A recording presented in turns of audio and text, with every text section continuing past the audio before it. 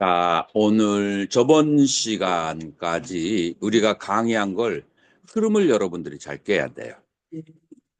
자, 저번 시간까지 강의한 것을 한번 쭉 누가 한번 훑어서 얘기할래요? 우리 직연 스님이 아까 원성 스님, 선재 스님 나름대로 한번 지금까지 이 강의의 흐름을 한번 쭉 연결해 보세요. 짤막하게. 누가 할 수 있어요?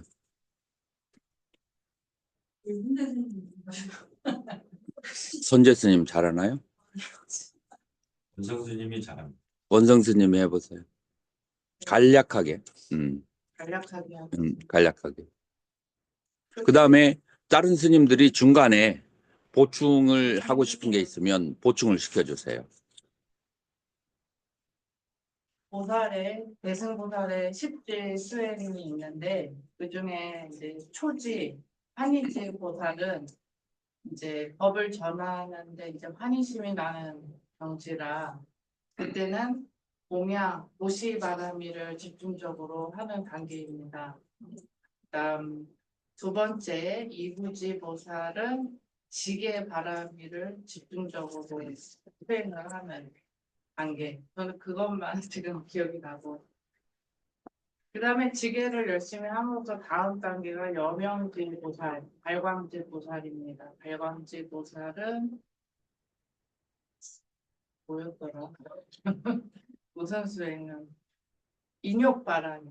예, 저번 시간에 인욕바람일에 대해서 말씀해 주셨습니다. 인욕을 해야 되는 이유와 인욕을 하지 않고 화를 냈을 때 받게 되는 가부에 대해서 설명해 주셨습니다. 이상입니다. 처음부터 우리가 들어가야 되는데, 자, 대승의 신심을 낸 사람, 대승의 신심을 낸 사람은 처음에 자량위에서부터 시작해요. 자량이에서 시작하는데 자량이가 무엇을 생각하는 것이 어떤 식으로 시작하는 것이 자량이죠? 이 세상은 전부 다 마음의 뭐라고요? 마음의 투영. 내가 썼던 말은 무슨 말이죠? 마음의 투사물이다 라고 하는 거예요. 투사라는 말이 무슨 뜻인지 알아요? 비춰진 거다. 내 마음이 비춰진 것이 바로 이 세상이다. 자, 그러면은 두 가지 의문이 생겨나요. 첫 번째로 내 마음은 어떤 상태이며 그 다음에 마음에 의해서 비춰지는 것이 어떤 그런 알고리즘을 통해서 그렇게 마음이 대상으로 비춰지는가. 그 원리, 이 두 가지의 문제가 생기죠. 자, 그렇게 했을 때 내 마음의 구조는 어떻게 돼 있다고요? 마음이 팔식으로 이 팔식이라 알라야식 이라고 하는데 그 알라야식은 어떤 것이냐면은 자기의 지금까지 과거 생에 혹은 지금 현재까지 경험했던 모든 기억들, 개념들, 씨앗들이 모여져 있는 것이 알라야식이고 그래서 내 안에 기억된 것이 다시 대상을 비추는 작용을 해서 대상이 실제 있는 것으로 그렇게 보이게 한다라고 하는 거예요. 자, 이러한 이치를 이해하고 공부하는 것을 무슨 위라고 그래요? 자량위라고 그렇게 해요. 자, 그것이 이제 충분히 굳어졌어요. 콘크리트처럼. 자, 그러면은 그것을 바탕으로 가행위에 수행을 해 나가는 거예요. 그러면 그 가행위의 첫 번째는 무엇이냐 하면은 가행이라고 하는 것은 난, 정, 인, 세제일의 네 가지로 이루어지는데, 네 단계로 이루어지는데, 이제 내가 이 세상을 바라봤을 때, 이 세상이 바로 분별이라는 것을 나의 기억 속에 있는 분별들, 생각들의 투사라고 하는 것을 그것이 익혀지는 상태가 바로 난위가 되는 거예요. 그리고 이 분별들이라고 하는 것은 내가 대상을 인식할 때, 그 인식할 때 뭐가 있죠? 인식할 때 그 받은 표상에 대한 이름, 그 이름들이 모여져서 분별로 이루어진다라는 것이 정의예요. 그리고 그 이름들은 바로 표상들을 이름으로 만드는 것이다. 그래서 표상이 바로 이 이름을 만들고 이름이 바로 분별을 일으켜서 이 세계가 일어난다. 이렇게 보는 것은 음, 인위라고 인가할 인자예요. 내가 이제 어느 정도 인가의 상태에 온 거예요. 그리고 그 표상이 없으면 그 표상에 의해서 이 세계가 이루어지는데 표상은 인식하는 대상에 의해서 표상이 오는 건데 인식하는 대상이 실제하지 않으니까 표상도 실제하지 않다라고 해서 인식하는 대상도 공하고 표상도 공하다라고 보는 것이 바로 세제의 일이에요. 자, 그래서 이 세제일을 통해서 견도 혹은 통다리의 깨달음을 얻게 되는데 이 깨달음은 전부 다 무엇으로 오는 거냐면 이치에서 오는 거예요. 그렇죠? 자, 그 이치가 완전히 깨달아졌어도 뭐가 없냐면은 그 이치는 바로 실천으로 이루어져야 돼요. 이치라고 하는 것은 실천으로 이루어진다는 것은 생활 속에서 그러해야만 돼요. 그러니까 예를 들어서 내 몸이 잘라지거나 아니면은 내가 사랑하거나 존중하다고 생각하는 사람들이 난을 당하고 변을 당해도 마음에 아무런 움직임이 없어야 돼. 왜냐하면 그 실제하지 않는 거잖아요. 그런데 이치는 그렇게 깨달았어도 실제로 나의 몸이 잘려지거나 혹은 누군가가 나의 그 돈을 가져가거나 훔쳐가거나 아니면 나의 절에 대해서 조금이라도 경계를 넘어오거나 혹은 절에 대해서 다른 종교가 압박을 강하거나 하면은 갑자기 뭐가 돼요? 투사가 돼버리지. 싸우는 거야. 자, 이 말은 뭐예요? 그건 이치로만 공을 깨달은 것이지, 실제 삶 속에서 공이 체득이 된 게 아니잖아요. 자, 그래서 초지보살을 이무예라고 한다.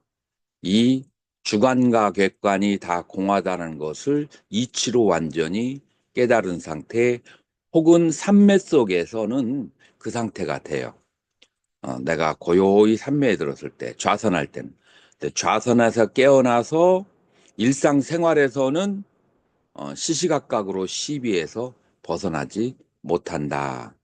이것이 초지보살의 상태예요. 그래서 이무에는 되지만 사무에 혹은 이사무에가 되지가 않는다.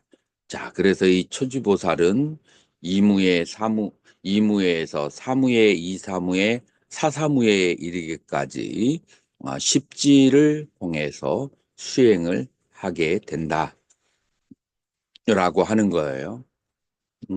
그래서 이제 초지보살은 먼저 내가 가지고 있는 물질을 먼저 남에게 진짜 공한지 보시하기 시작하는 거예요. 자, 이렇게 보시하고 나서도 생색이 안 나는지 아니면은 얘가 내가 줬는데 왜 이것을 줬는데 나에게 보온을 하려고 하는 그런 사슴 같은 눈이 안 될까? 저거는 배은망덕한 중생인데? 라고 남에게 보시를 할 때 그 보시에 대한 대가를 받으려고 하는 것. 이 모든 것들이 다 어디에서 오냐면은 물질이 공하다라는 것을 완전히 체득하지 못한 거예요. 그래서 물질로서 보시를 하기 시작하면서 그러면서 아무런 바람이 없는 보시를 하기 시작한다라고 하는 거예요.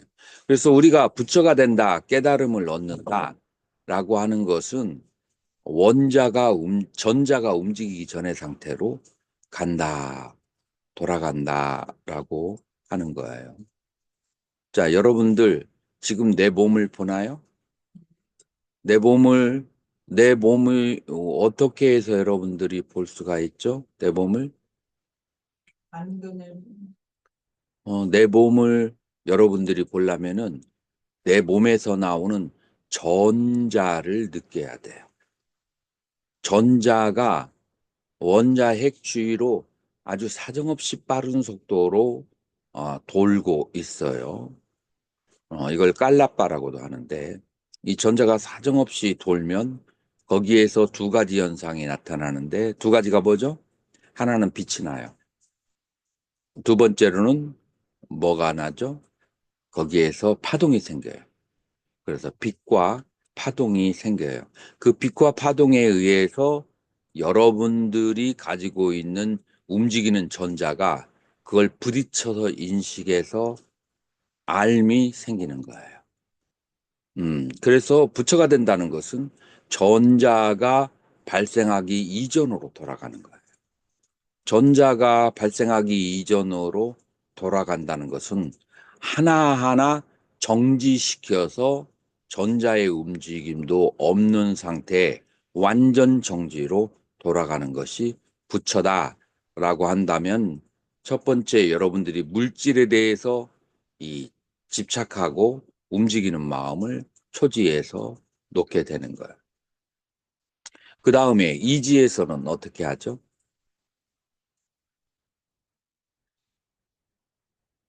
이제 이지에서는 이 두 번째로 도덕적인 부도덕한 거에 대해서 욕망, 그것이 전자를 또 움직이게 하는 거예요. 그래서 완전한 도덕의 상태로. 그래서 물질에 대한 집착을 초지에서 놓아버리고 두 번째로는 부도덕한 욕망에 대해서 놓아버리고 자, 삼지에서는 그 부도덕한 욕망을 놓아버리니까 이 전자가 가지고 있는 본래의 빛이 몸 안에서 발생해서 발광, 이제 빛이 나기 시작한다라고 하는 그런 이제 상태가 오는 거예요. 자, 그래서 이 삼지에서는 이 두 가지, 하나는 물질을 버리는 것과 놓아버리는 것과 두 번째로 부도덕을 놓아버리는 이 두 가지가 사람의 전자를 움직이고 사람의 마음을 움직이게 하는 건데 그게 생활 속에서 계속해서 나를 물질에 탐착하도록 하고 왜 물질에 집착하게 되죠? 한번 가만히 생각해 봐요. 스님들이 물질을 집착하는 경우는 어떤 경우가 있을까요? 하나는 오용락, 또 하나는 또 뭐가 있을까요? 노후대책. 그렇잖아요. 그래서 이 오용락은 무엇으로서 십선으로서 다스리고 그 다음에 노후대책은 왜 하냐면 내가 있다라는 믿음 때문에 생기는 거예요. 자, 그래서 그러한 것들을 끊임없이 참아야 돼요. 그래서 그러한 무엇을 참느냐? 내가 있다는 생각. 그 다음에 내가 인생을 즐기고 싶은 생각. 이거를 끊임없이 참아야 돼요. 삼지보살은 무슨 바람이를 닦아요? 인욕바람이를 그래서 닦아야 돼요. 무엇에 대해서 인욕하는가? 오용락에 대해서 인욕하고 나랑 내가 있다는 생각과 나의 미래에 대한 염려 계획, 이 생각을 참아야 돼요. 그리고 정지로 돌아가야 돼요. 자, 그렇게 해서 우리는 삼지보살까지 공부를 했어요. 그런가요? 자, 우리는 사지의 공부를 하는데, 사지는 아르치스 마띠라고 그래요. 마띠는 지혜고, 아르치스는 활활 불타오르는. 글자 보니까 뭐가 불타오르는 것 같지 않아요? 활활 불타오르는 지혜. 그래서 염해지라고 그렇게 하는 거예요. 그래서 염해지에서는 무슨 수행을 하는가? 지금 여기에서 보살은 공덕을 많이 쌓아야 돼요. 이제 공덕을 많이 쌓는 것은 모든 중생을 완전히 행복하게 하려기 위해서는 공덕이 있어야 된다. 공덕은 노력을 해야 공덕을 쌓을 수 있어요. 예를 들어서 아침에 일어나서 우유 배달하는 거, 그 다음에 신문 배달하는 거, 새벽 3시 반이나 4시에 일어나요. 나이가 60, 70이 된 승려가 먹을 것이 족한데 신문 배달, 우유 배달을 해서 진짜 승려가 그런 사람은 아직 얘기 들어본 적 없는 것 같아요. 그래가지고 그 돈을 전부 다 고아원이라든지 양로원에 보실라는 승려가 있다고 해봐요. 자, 그러면 나이가 70이 되면 무슨 마음이 생기겠어요? 이제 퇴글심이 생기죠. 나이도 들었고, 이제 무릎 삭신도 이제 완전하지 않는데, 이제 새벽에 이렇게 하는 거, 그만해야겠다라는 생각이 들 때, 그때 노력하는 마음, 정진하는 마음, 이 정진하는 마음 아니면 공덕이 일어날 수가 없는 거죠. 그래서, 선행을 닦는 데 있어서 열정이 부족하면 이제 수행은 불가능해요. 그래서 공덕을 획득하고 향상시키는 데 있어서 정진은 필수적이다라고 할 수 있어요. 그래서 선행을 닦을 때는 노력, 정진이 가장 필수적이고 2번은 이 정진은 부처님의 과를 얻을 때까지 필수적인 것이고 그 다음에 정진을 하게 되면은 노력을 계속 이제 삼매를 닦아서 그 다음에 네 번째로 삼매는 이제 제3선에서 아니 제3지에서 닦았다면 제4지 보살은 노력의 바람일도 하지만 그 다음에 이때에 얻어지는 것은 지혜를 닦는 거예요. 그래서 아르치스 마띠 지혜가 활활 불타오른다고 했어요. 우리 불교에서 지혜로 연결되는 것은 뭘까요? 뭐를 지혜라고 할까요? 우리 불교에서는 지혜는 바로 37조도품을 닦는 것이 초기 불교나 대승불교에 있어서는 지혜라고 그렇게 말할 수가 있어요. 그래서 지혜 바라미를 닦아야 된다. 이제 그런 거예요. 자, 그래서 비유를 한번 들어본다면 이 지혜 바라밀은 무엇과 같으냐 하면은 전쟁터에서 나가서 싸우는 군인의 예를 들 수가 있어요. 자, 전쟁터에서 나가서 싸우려고 하면은 이 군인은 세 가지를 갖춰야 돼요. 첫 번째, 갑옷을 준비해야 돼. 전쟁터에 나갈 때. 요즘에 현대전에는 갑옷을 입나요? 갑옷은 안 입어도 투구, 투구하고, 아, 방탄복이 있나요? 요즘에? 방탄복이 있어요? 방탄조끼 있어요. 자, 그래서, 그럼 갑옷이나 마찬가지네. 그래서 헬멧을 착용해야 되고, 어, 군대에서 쓰는 말이 헬멧을 뭐라고 하죠? 전투모. 전투모와 그 다음에 방탄조끼를 그렇게 준비를 해서 그렇게 이제 1번 그 다음에 전쟁터에 나가서 적을 딱 봤는데 눈동자를 딱 보니까 호랭이 눈 같아. 그러면 뭐가 생겨요? 겁이 딱 생겨. 그래가지고 자기 혼자서 뒤로 싹 돌아가지고 참으로 도망간다. 그런 사람들이 많아진다. 그러면 전쟁 지잖아요. 그 전쟁터에 나가서 적을 봤을 때 용맹해야 된다라고 하는 거예요. 그 다음에 세 번째로는 이 전쟁이 끝이 나려면 적이 다 도망갈 때까지, 퇴각할 때까지 끝까지 싸워야 돼요.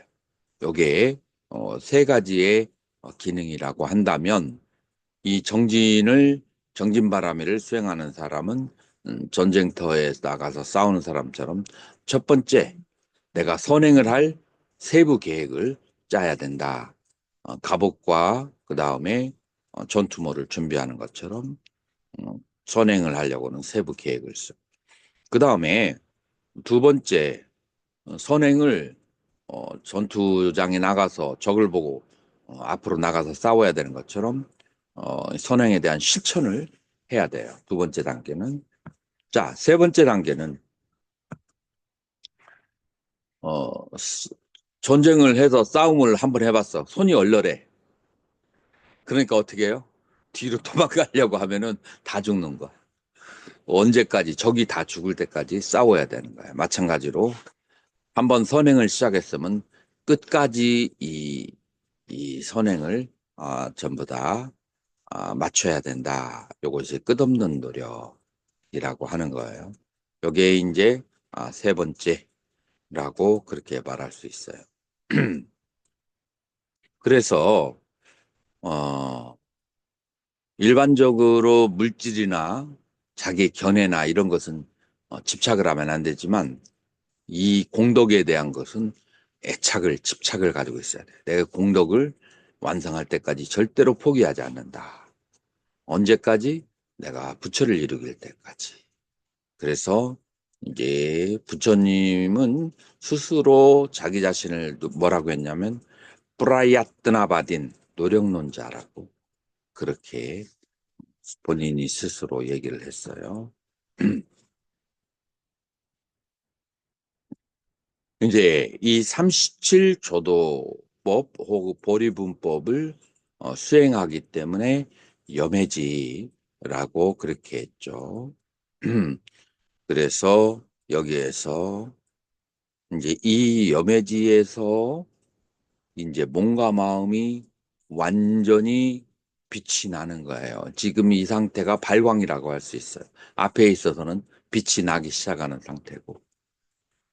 자, 빛이 나는 이유가 바로 인간이 색계 사선천에서 내려왔기 때문이고 모든 물질은 전자가 움직여서 이루어지는데 그 전자가 움직일 때는 빛이 아주 많이 나요.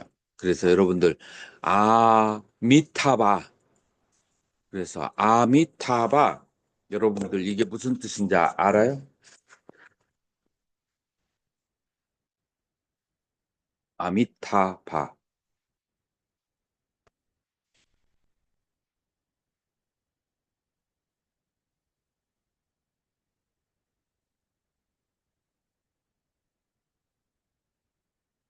음.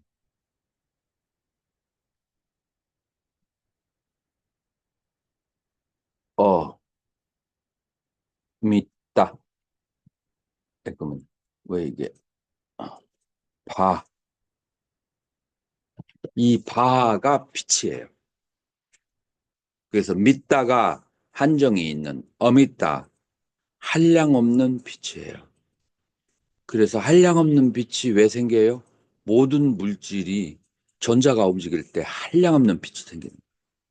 그래서 아미타바는 물질이 최초로 이루어지기 시작하는 그 상태가 아미타바의 세계다라고 하는 거예요. 자, 그래서 이런 두 가지 이유 때문에 이 사지의 보살은 빛으로 가득 차게 된다라고 하는 거예요. 자, 그래서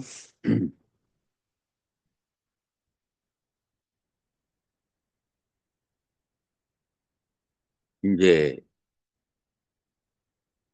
그 삼지의 그 발광지의 보살은 인욕과 삼매를 닦았잖아요. 이제 삼지에서는 그 다음 단계로 나아가려면 중생에 대한 관찰력이 있어야 된다.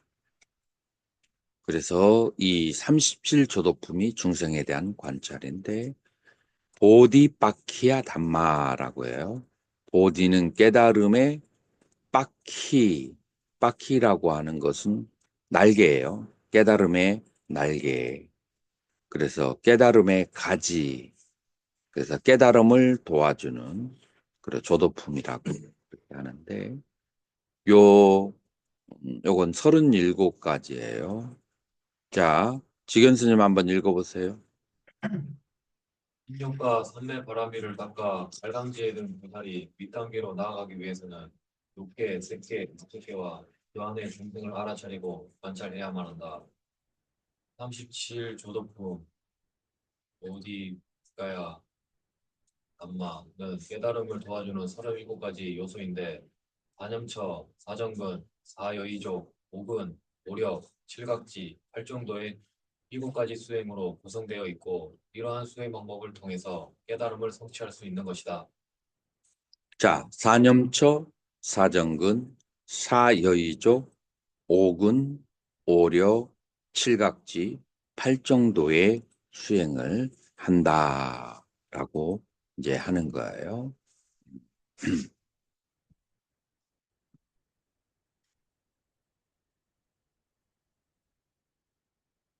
자, 그 다음에 계속 읽어보세요.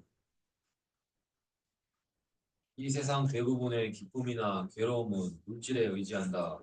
그러므로 물질에 대한 바른 자세가 중요한데 유식에서 물질은 기억과 습관들에 투사된 영상으로 본다. 그러므로 물질은 곧 마음이고 물질을 다스리려면 마음을 다스려야 한다. 일반적으로 사람들은 마음속에 일어난 강한 욕망을 관찰하여 다스리는 대신 또 일어난 욕망을 숨기고 컨트롤한다. 왜냐하면 인간의 욕망은 다스릴 수 없는 것이라고 믿기 때문이다.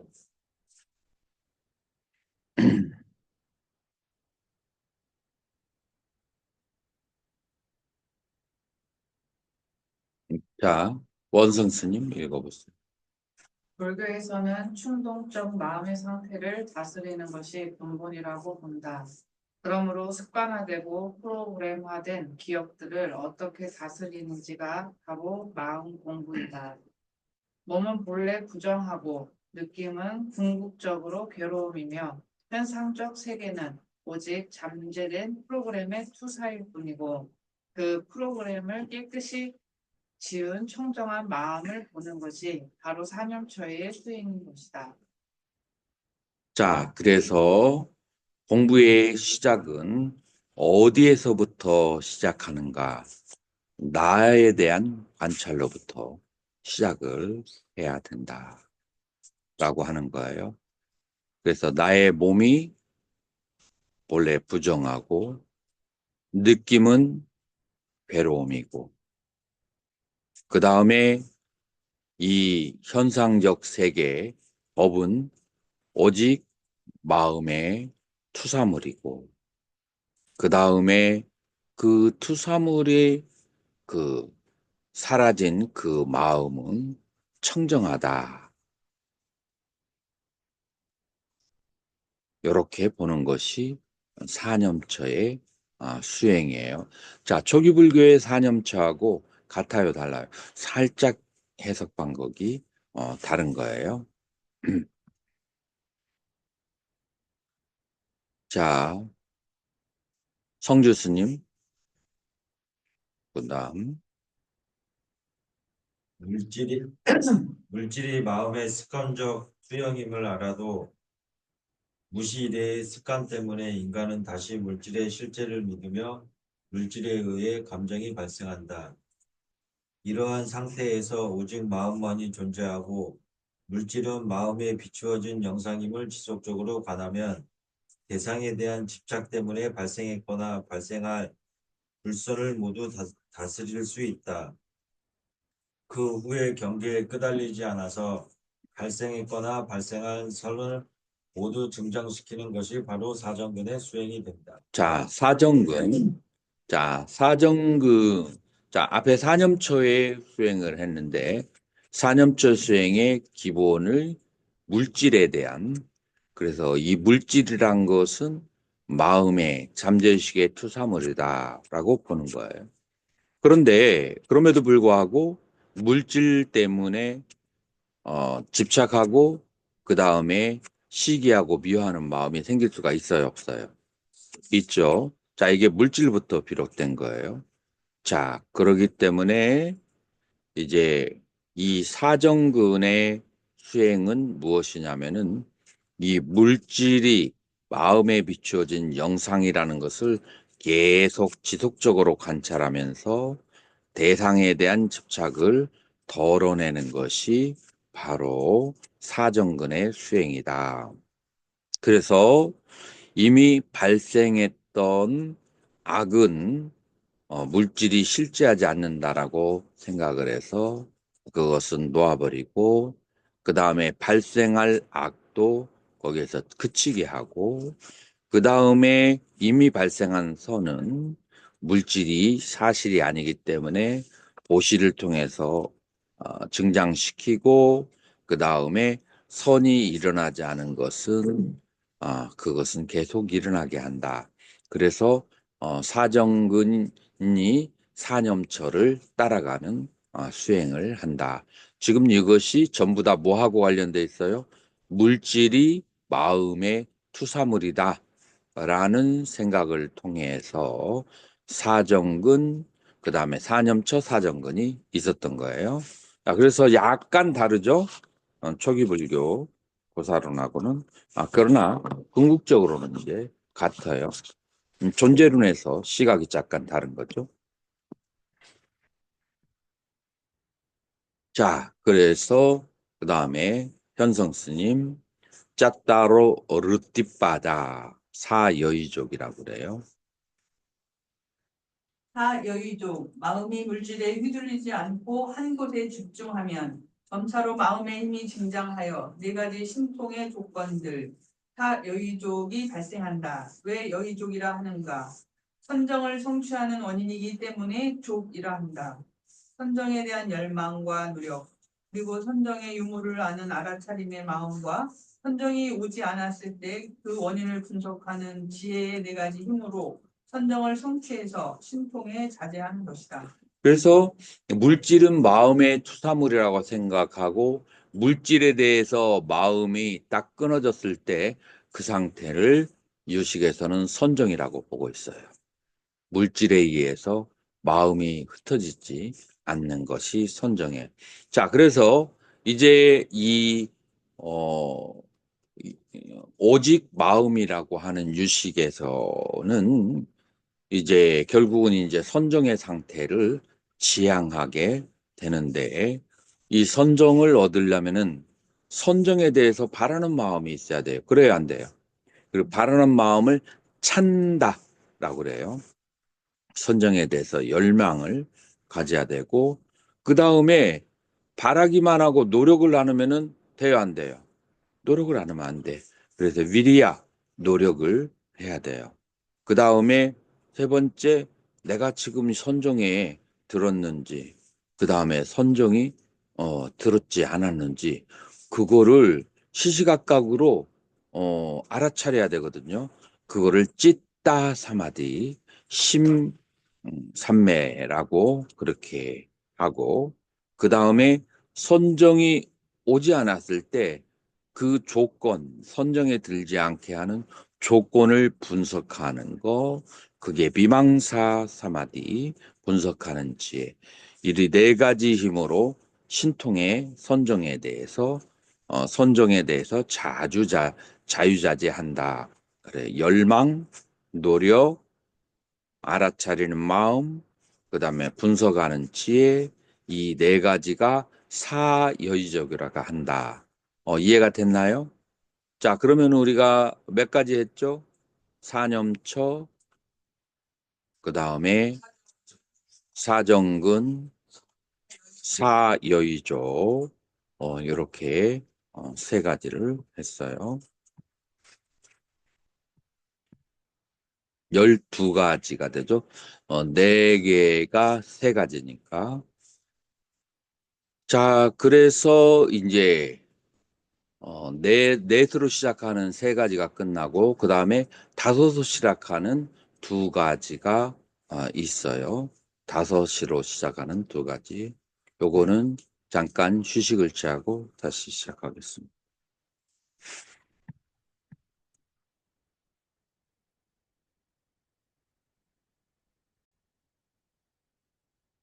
자, 그래서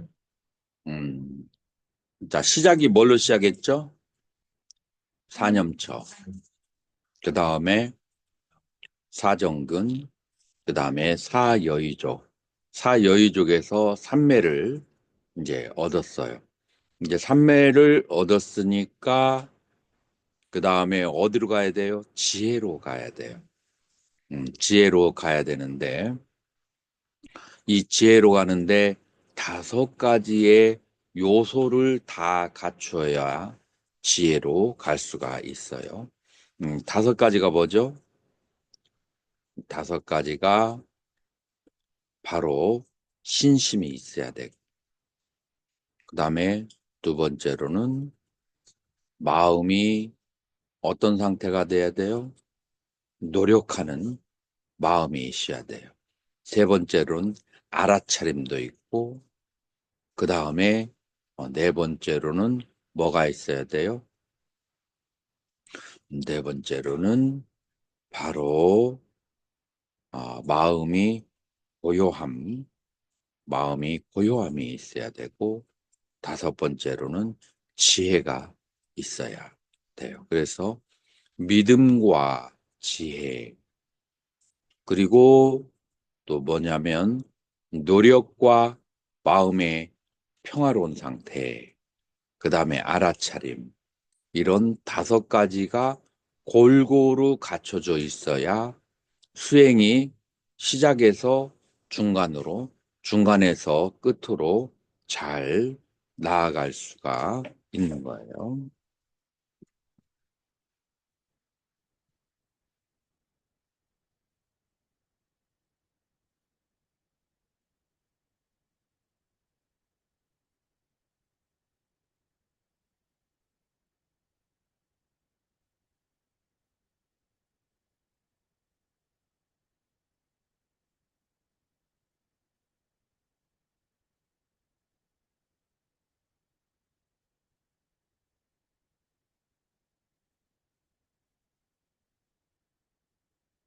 자, 그래서 어,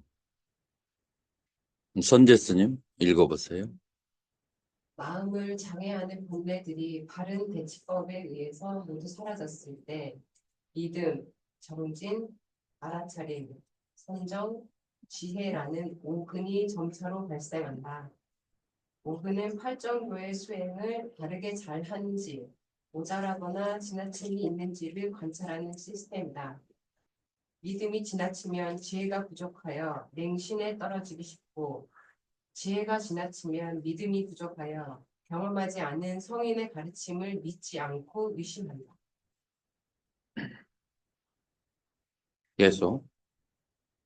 또 정진이 지나치면 들뜸이 발생하여 마음이 산란해지고 쾌락에 빠지기 쉽고, 삼매가 지나치면 법을 배우거나 다른 일을 하는데 게을러지기 쉽다. 그러므로 알아차림의 기능 중에 하나는 이들 4가지 범죄되는 성질들을 바르게 알아서 균형을 유지하는 것이다. 또한 오분은 중생의 근기이다. 신심형과 지혜형의 사람, 노력형과 무관심형의 사람, 그리고 좀처럼 삶의 감정이입이 안 되고 말똥말똥 알아차림형, 이렇게 5가지 성향의 사람들이 있고, 이에 맞추어 적절한 수행 방법을 택해야 한다. 자, 그래서 오군이라고 하는 것은 이제 믿음과 지혜, 정진과 선정, 여러분들 주변에 믿음이 더 강한 사람은 지혜가 관찰력이 굉장히 부족한 경우를 주변에 볼 수 있어요. 관찰력이 굉장히 강한 사람은 뭐 누가 얘기해도 잘 안 믿어. 자기 생각이 굉장히 강해서 그래서 믿음이 부족해요. 어떤 사람은 잠을 적게 자고 노력을 많이 하잖아요. 이런 사람들은 고요히 자선을 시키면 잠에 떨어져 버려요. 뭔가를 막 열심히 해야만 그래야만이 이렇게 이제 정신이 차려지고 뭔가 노력하지 않고 가만히 있는 상태에 그런 그 안정감, 적응감을 못 느껴요. 어떤 사람은 왜 마음이 움직이지 않는데 뭐를 한 10가지, 20가지 시켜놓고 절에 이제 어디 나갔다가 이제 출장했다가 들어와 보면은 뭐 제대로 해놓은 것이 없어. 그냥 고요 있는 것은 좋아하는데 노력을 해서 뭔가 하는 것은 싫어하는 이제 그런 성격. 그래서 믿음과 지혜는 서로 반대돼 있고 정진과 선정도 또 반대돼 있어요. 이거를 잘 봐서 균형을 맞춰주는 것이 알아차림이고 이 작업을 뭐라고 하냐면 오근을 개발한다라고 해요. 근데 사실은 이제 이렇게 각각 다르게 개발되는 이유가 사람마다 근기가 다르기 때문에 여러분들 근기라는 말 들어봤어요? 근기라는 것은 뭐냐면은 신심형의 근기와 지혜형의 근기, 노력형과 무관심형, 그 다음에 어, 알아차림형 이렇게 사람은 5가지로 저기 할 수가 있어요. 원성 스님은 본인이 어떤 근기인 것 같아요?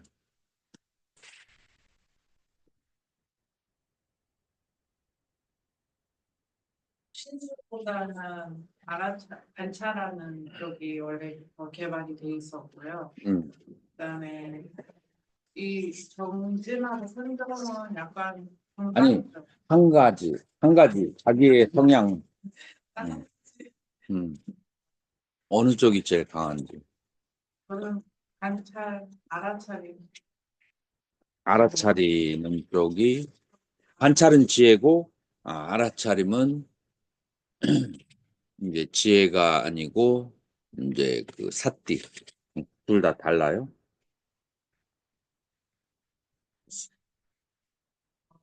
지혜적인 것 같아요. 스님은 지혜 쪽인 것 같아요.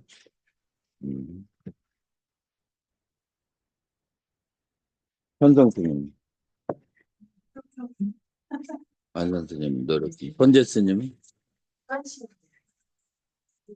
아니 삼매 정말로 스님이 굉장히 센스티브할 것 같은데. 노력을 제일 안 하는 게이 제일 노력을 않으니까 그 반대에 이렇게 선정 아니요 꼭 노력을 않는다고 해서 그 반대편이 강하다고 예를 들어서 신심이 없다고 해서 지혜형이라고 말할 필요는 없어요. 그래서 그런 식으로 계산할 필요는 없어요. 관찰 내가 봤을 때도 예리합니다. 관찰력이 뛰어나서 지혜형이 맞는 거예요. 그래서 삼매형은 스님은 아니라 삼매형은 그 소 같아가지고 그 모기가 찔러도 그냥 잘 반응이 없어. 남들이 뭐 옆에서 죽어나가도 별로 반응이 없는 게 삼매형인데 스님은 위가 안 좋은 거 보니까 관찰력. 네, 맞습니다. 현밀 스님은 예? 선정형이신 것 같아요. 누가요? 직연 스님. 직연 스님. 스님이 본인이 입으로 얘기해봐요. 직연 스님은 어떤 형이에요? 관찰 관찰형. 음. 네, 예리한 지엄 스님은 노력형 스님도 노력형이에요. 성주 스님은 저는 잘 모르겠어요. 신신형. 이건 다 조금씩 다 있어요. 아니 그 중에서 제일 강한 게 그러니까 노력은 잘 노력을 안 해. 그건 빠지고 그 다음에 신심은 조금 있어요. 지혜는 없고 잔머리는 있어. 그럼 지혜가 아니야. 잔머리 있는 거. 지혜 없고 노력 없고 선정 안 되고 그다음에 알아차리는 능력. 아차림 능력도 그러면은 신심형. 자, 그래서 이 근기가 사람마다 근기가 그렇게 각각 다르다. 이제 그래서 일단은 자기의 근기를 강하게 개발시키고 난 다음에 그 반대되는 요소도 이제 반대되는 요소를 찾아서 개발시켜야 된다. 관찰력이 뛰어난 사람의 반대는 뭘까요? 관찰력의 반대는 신심을 더 이제 개발시키고 먼저 자기의 것을 개발시킨 다음에 반대되는 것을 개발시키는 거예요. 자, 그런데 오력이라고 얘기하죠. 반짜발라라고 그래요. 지엄 스님 읽어보세요. 오력은 또한 오근의 아니 앞에서부터 오근은 진리를 깨달을 수 있도록 도울 뿐 아니라 장애 등에 압도당하지 않도록 도와준다. 신심이 자라는 상태, 즉 아직 장애가 오면 흔들리는 불완전한 상태가 오근이고 신심이 온전히 자라서 장애에도 흔들리지 않는 상태가 오력이다. 그러므로 력은 근이 향상된 것이다. 오력은 또한 오근의 반대되는 본뇌들을 다스리는 능력, 부처님에 대한 믿음으로 불신을 다스리고 불태전의 정진으로 여유로움을, 알아차림으로 부주의함을, 삼매로 들뜸을, 지혜로 어리석음을 다스리는 것이기에 5가지 힘이라 한 것이다. 오군과 오력은 자랑 위에서 보살 십지에 이르기까지 필요한 수행이다. 오군의 힘으로 견도위, 즉 초지보살의 깨달음이 쉬워지며 염해지에 이르러 칠각지가 절정에 이른다.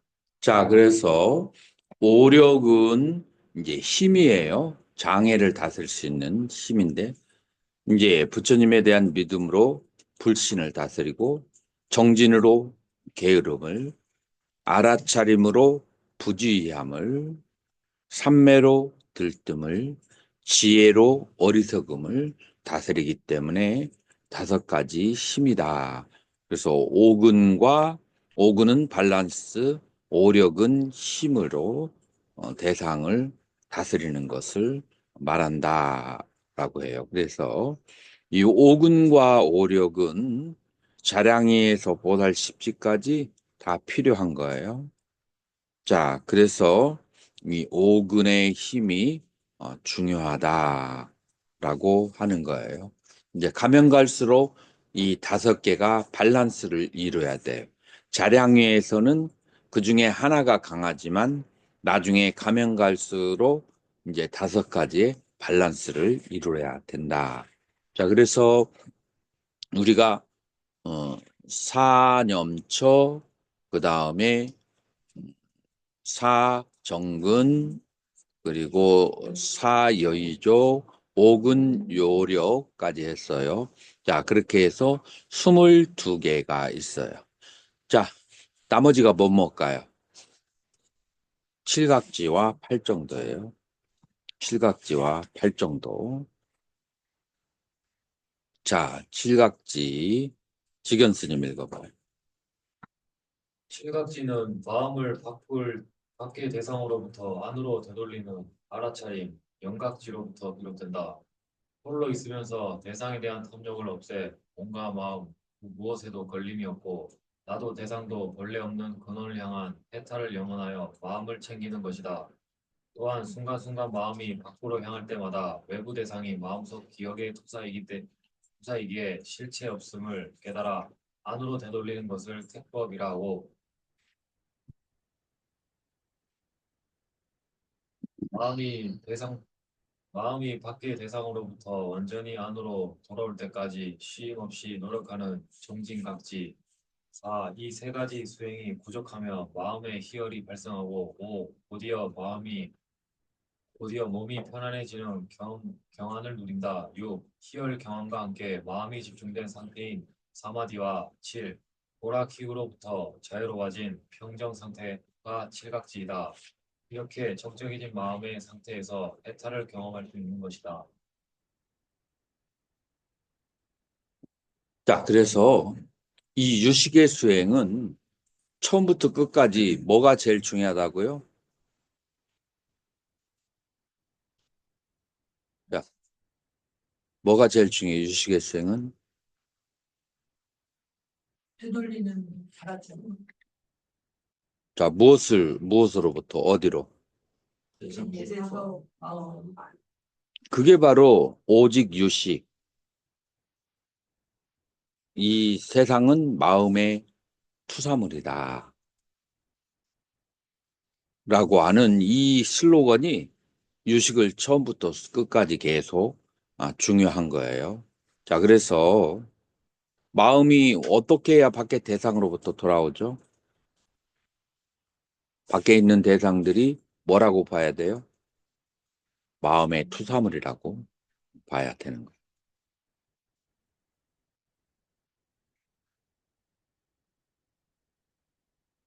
이제 그렇게 해서 바깥에 실체가 있는 것이 아니고 어디에 실체가 어디에 있다고요?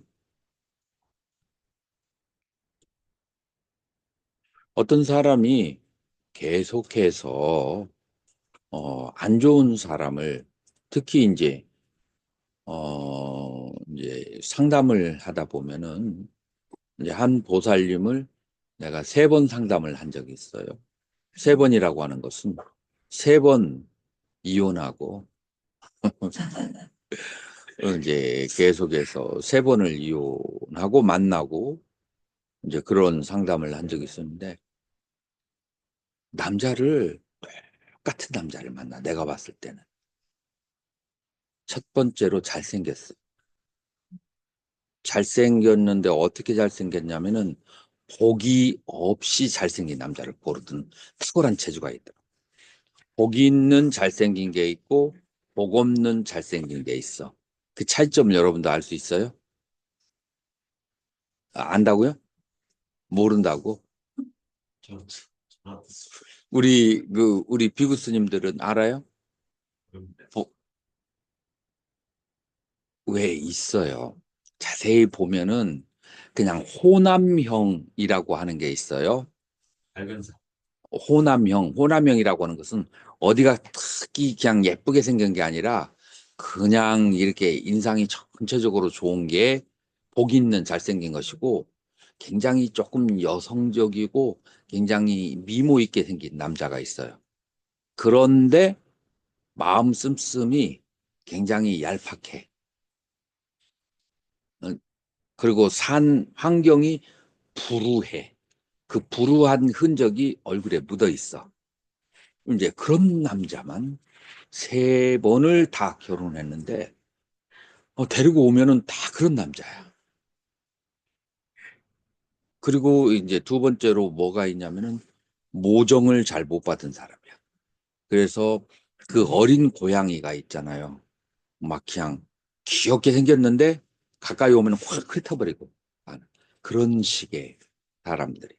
그러니까 어렸을 때 모정을 잘 못 받고 그 다음에 가정교육을 잘 못 받아 그 가정이 불우한 사람이야.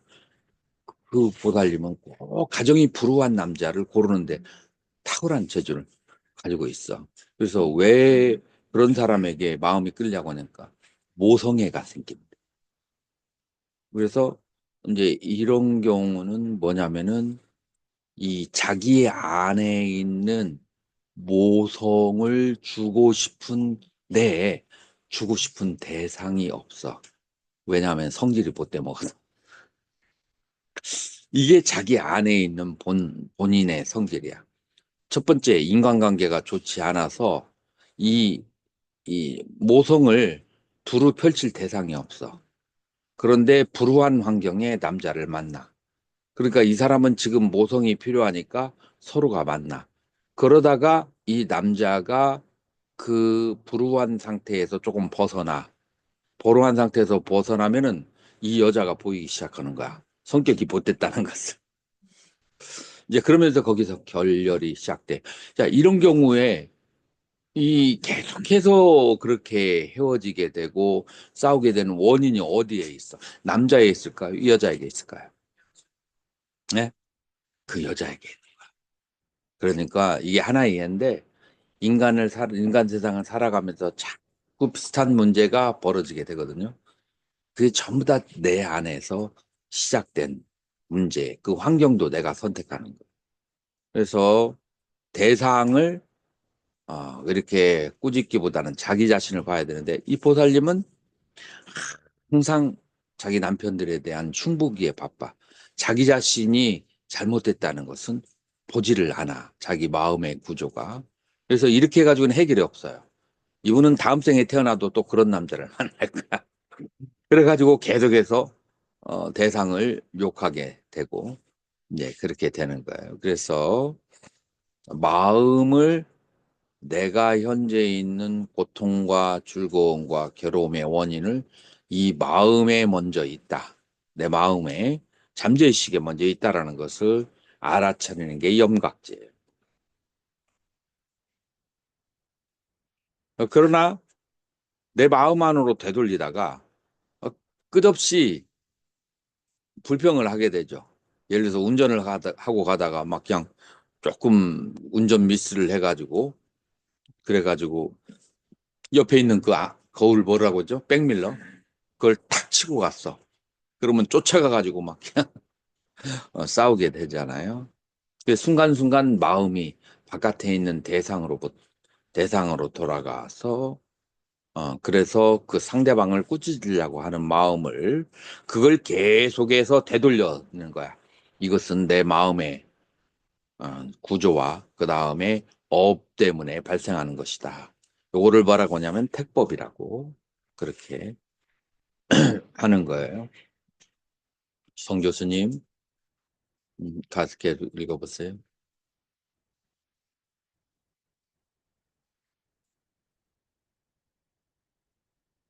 3.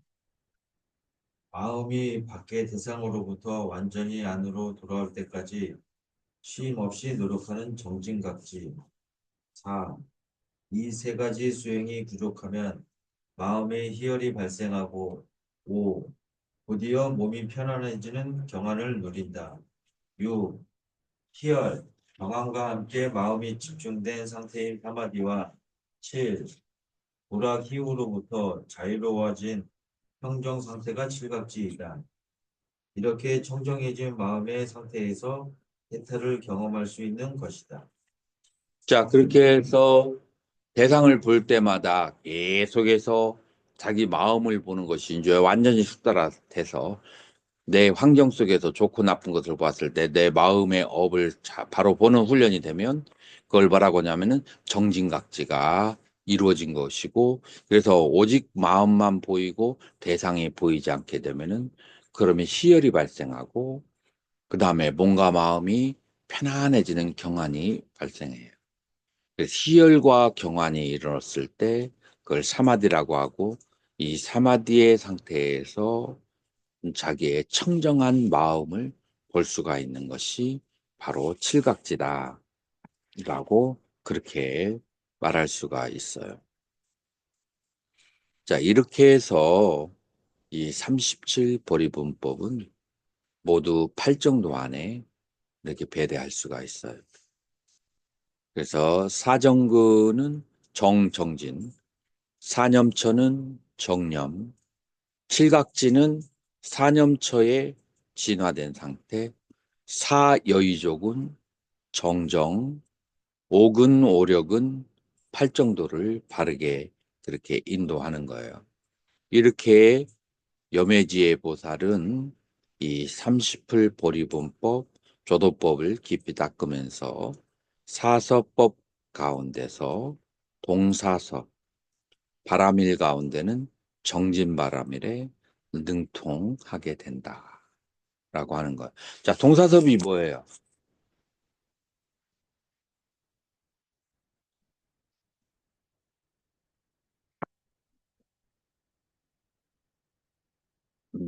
같은 무리에 가서 어울리는 거예요.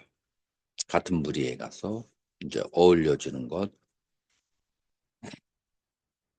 그래서 내가 좋아하는 장소에서만 중생들을 만나는 것이 아니고 여러 그 형태의 중생들이 있는 곳에 가서 그래서 같이 어울려 주면서 이 동사섭을 잘하는 분이 내가 보기에는 저 스님인 것 같아. 어떤 스님이 있죠? 계속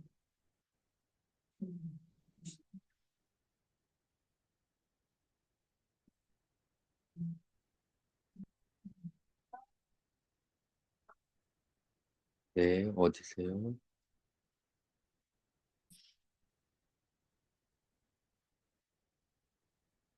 그래가지고 지금 무슨 얘기했었죠, 우리? 동사섭을 잘하는 사람들은 그 외에 그 저기 유명한 스님 있잖아요. 저 아래 법륜. 이 법륜 스님이 동사섭을 잘하는 것 같아요. 농사도 짓는데도 열심히 가서 동사도 짓고 그러면서 포교하는 게 동사섭이에요. 그래서 여러분들이 실력이 없다고 생각하면 모내기철이나 수학하는 철에 가가지고 시골에 가가지고 같이 도와주면서 그러면서 불법을 그렇게 얘기해주고 그 다음에 염불이라든지 그 다음에 경전이 있는 것을 얘기해주는 거 그런 것도 이제 동사섭이다라고 할 수가 있어요. 요즘에 절에 신도가 안 나와서 뭐 힘들다고 하는 스님들이 많거든요. 근데 이 동사섭을 하면은 그런 문제가 이 농사 짓는 사람들이 농사 수확할 때는 인심이 좋아요. 그래서 절에 막 또 갖다 주고 그러거든요. 그래서 노력을 낳는 것이 문제가 되는 것이죠. 그래서 이제 동사섭의 수행을 하고 누가 사지보살이 동사섭의 수행을 하고 바람일 가운데는 정진바람일을 그렇게 등통하게 된다라고 하는 거예요. 자, 그래서 37조도품의 수행이 이렇게 정리가 되는데 사지보살이 정리가 돼. 자, 여기에서 이 사지보살은 뭐가 발생했냐면 우페카 우페카라고 하는 것이 발생했어요. 칠각지의 마지막의 상태가 우페카라고 하고 그걸 고라큐로 청정해진 상태, 적조라고도 해요. 고요하게 비춘다. 자, 고요하게 비춘다. 이런 상태가 되면 이제 지혜가 발생할 수 있는 근원이 다 갖춰진 거예요. 자, 그래서 이게 비춰줄 수 있는 사물과 인생과 나를 바르게 볼 수 있는 능력이 생겼어요.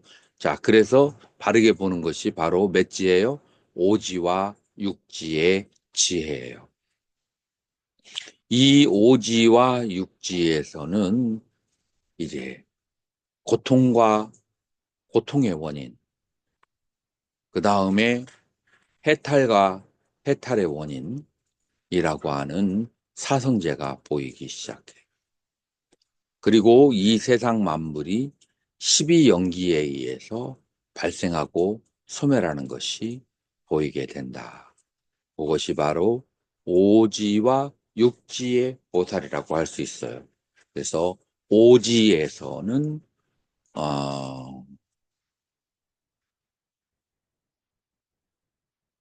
난승지라고 그래요.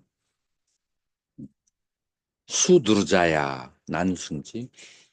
그 다음에 육지는 아비무키 현전지라고 그래요. 그래서 모든 그 세상의 법이 아비 나에 대해서 그렇게 보여지게 된다. 아비무키. 현전지.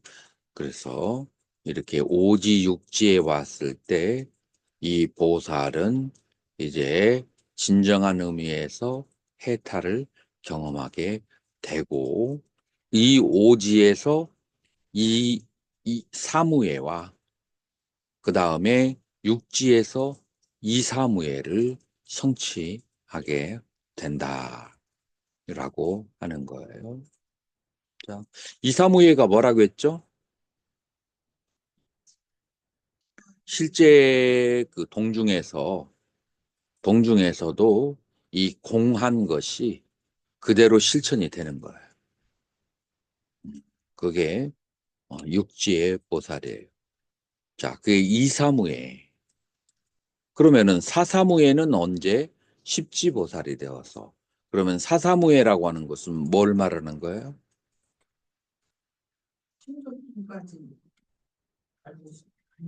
사사무예라고 하는 것은 지금 현재 우리는 어느 세계에 살고 있어요?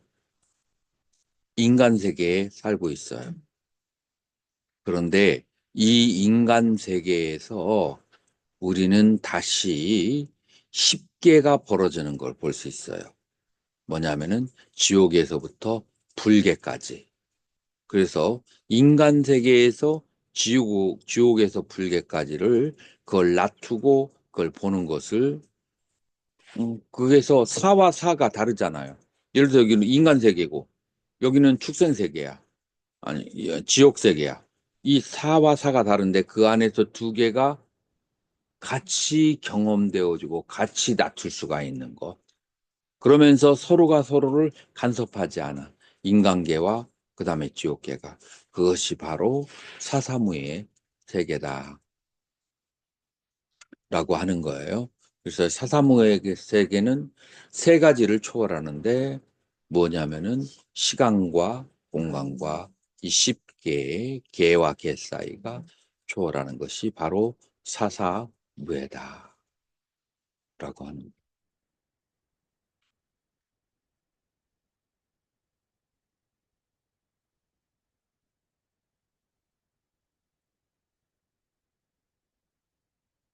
자, 그러면 여기까지 여러분들 질문 있으면 질문 받겠습니다.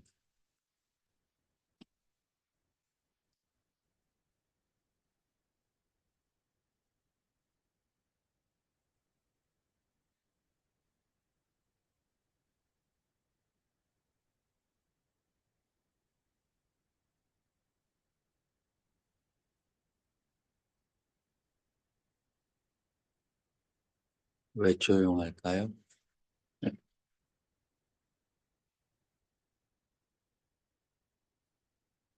이렇게 닦아가는 과정이 완성된 것은 십지에서 완성된다고 봐야 될까요? 그렇죠. 자, 그런데 번뇌라고 하는 측면에서는 육지보살에서 끝이 나요.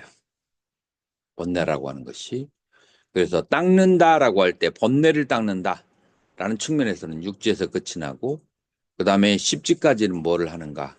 공덕을 쌓아서 일체 종지, 부처가 가지고 있는 완전한 지혜를 얻는데 십지보살이 필요하다라고 합니다.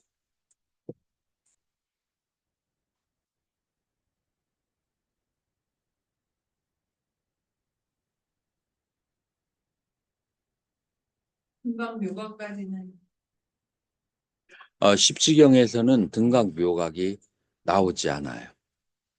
십지의 상태가 완성된 상태로 그렇게 보고 있어요.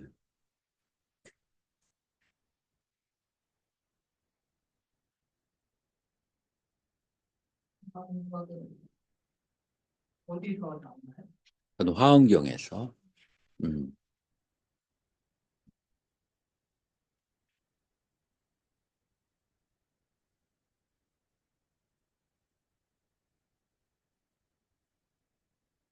이제 여러분들이 여기서 질문이 하나 생길 수 있어요.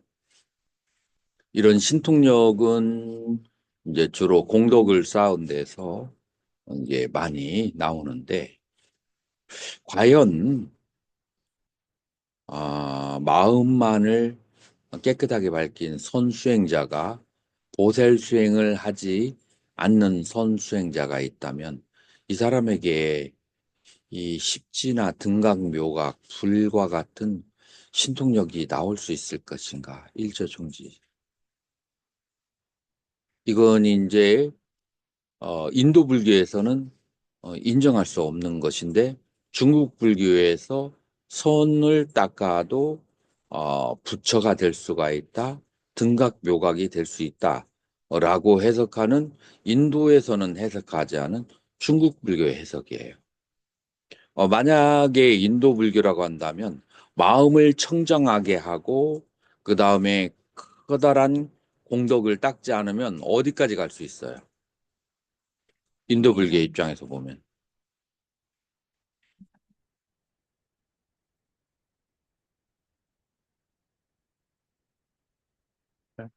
대답이 없어요. 인도 불교의 입장에서 마음만 청정하면 아라한까지 갈 수 있어요. 근데 중국 불교에서는 마음을 청정하게 닦아도 마음만을 닦아도 부처가 될 수 있다. 라고 하는 것은 이제 중국 불교와 인도 불교의 충돌이라고 볼 수가 있어요. 근데 이런 말을 잘 교수님들 하지 않죠. 왜냐하면은 나는 이제 원전으로 인도 불교를 정통을 했기 때문에 이런 차이점을 얘기할 수 있는 거죠. 중국이나 한국에서는 아직까지 중국의 불교 위주로 공부를 했던 사람들은 이런 의문이 나올 수가 없죠. 그냥 배운 것이 그거니까. 음.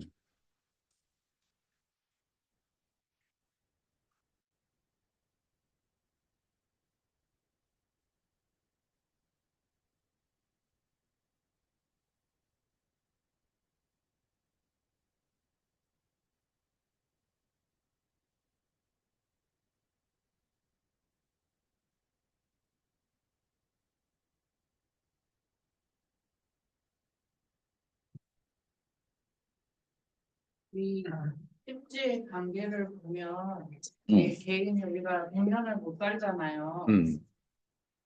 휴지의 수행만 평생 하다가 갈 수도 있고 자기가 중생도 지은 게 많아서 많은 성취를 하는 사람도 있고 이게 다 다르겠네요. 그렇죠. 그래서 대승불교에서는 수행이 삼마승직업에 보살행을 닦는다고 하고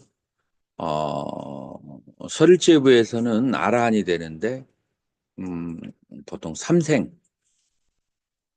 이제 예리 근기가 뛰어난 사람은 삼생이라고 그렇게 얘기하죠. 아니면은 근기가 뛰어나지 않은 사람이 아라한이 되는 데는 얼마나 걸릴까요? 일나승직업. 일나승직업이 걸린다고 하죠. 그래서 아란이 되는 것도 만만치 않아요. 이제 우리나라에서는 초기 불교를 잘 몰랐기 때문에 예전에 뭐 진묵대사가 아라한을 막 호령하고 이제 이렇게 하는데 이 아라한들은 동자승의 개념이죠. 아라한이 아니라. 그래서 이 뭐라고 할까 약간 잘못된 그런 이제 해석 방법이 있었죠. 너무 초기 불교를 알지 못해서. 그래서 아라한이 되는 것도 일아승직업이 걸리는 거야. 너무 현해상을 일으킬 것 같아요. 해도 안 되겠구나 이렇게 너무 까마득하게 멀게 느껴지면. 전에 함께 있을 수. 그 예리한 사람은 삼생이고. 근데 그 도둑질하고 막 했던 전에 했던 부분이 아라한이 됐다는 한번 나오던데. 아니 어디에 나오는데요? 미얀마 수행 아, 아라한께서 음, 도둑질하던 분인데 이제 나도 하면 되지 해가지고 공부를 해서 아라한을 얻어서 법문을 하는데 이제 그러한 여러 도둑질한 전생 얘기가 나오고 해서 뭐 그런 걸로 논란이 되는 아라한이 있다고. 음. 이제 어 아주 막 그냥 이를 악물고 그냥 막 그냥 뼈를 깎는 각오로 열심히 수행을 하면 그러면은 금방 되죠. 근데 그렇게 수행하는 사람이 현대에 많이 있을까요? 그 많이 없죠. 그래서 아니 그런데 아라한이 된다는 것 자체는 그렇게 희귀하고 쉽지 않은 거예요. 음, 그런데 이제 보통 사람들은 수다원 정도, 초지보살 이렇게 이제 저기를 눈높이를 맞춰야 되는 거죠. 아니 그런데 아라한이나 수다원을 떠나서 혹은 뭐 초지나 십지를 떠나서 내가 정말로 나의 몸과 내가 가지고 있는 개념과 그 다음에 나의 욕망 이런 거에 대해서 완전히 100% 탐심과 진심을 버릴 수가 있는가라고 생각을 해본다면 그게 된다면 뭐 한 생이라도 되는 것이고 만약 그게 안 된다면은 여러 생을 닦아서 나가는 것이고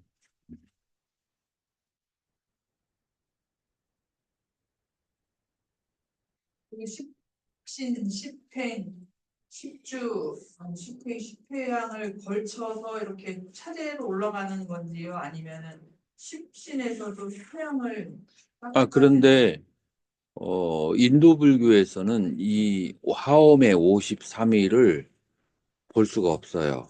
십지만 있어요. 그래서 어, 예를 들어서 산스크리트 경전으로 남은 것도 십지고 그리고 또 이 십지경에 대해서 주석서를 중간학파의 찬드라키르티 그다음에 유시각파의 그다음에 마수반두 세친이라고 하죠. 이 두 분이 다 주석서를 넣은 게 있어. 그러니까 원문도 있고 주석도 양대 윤광과 유식의 대가들의 주석도 있어. 근데 화엄경은 원본도 없고 그 화엄경에 대해서 인도에서 주석을 낸 사람이 아무도 없어요. 이런 두 가지 이유 때문에 학계에서는 이거는 이제 타국에서 이제 만들어진 것으로 이제 그렇게 저기 되는 거죠. 그래서 십지는 불교의 근원적인 어떤 연결이 있는데 그 화엄경은 아무래도 꾸차국이나 다른 데에서 이제 그 회화에서 만드는 것이다. 라고 그렇게 하기 때문에 이, 이 화엄종이라고 하죠. 이 화엄종이 중국과 우리나라에 많이 발달했는데 화엄경을 가지고 수행하는 사람은 드물어요. 화엄경에 대한 현담이라든지 화엄경의 주석서라든지를 통해서 수행 체계를 다시 정립을 하죠. 이제 그래서 이거는 조금 이제 이슈가 있는 문제예요. 왜냐하면 우리나라에서는 화엄경이 대단히 발달되어 있는데 이제 화엄종의 뿌리가 흔들려질 수 있는 그런 그럼 이제 우리나라만 이렇게 강조하는 거? 아니 보현행품 행원품은 그거는 그 중국에서도 많이 저기를 하고 있고 그리고 보현행원품이라고 하는 것은 그래서 내가 이제 비교를 하라고 하는데 이 초지보살의 원력하고 관련되어 있는 거예요. 그렇기 때문에 그 연결을 내가 시켜주는 거죠.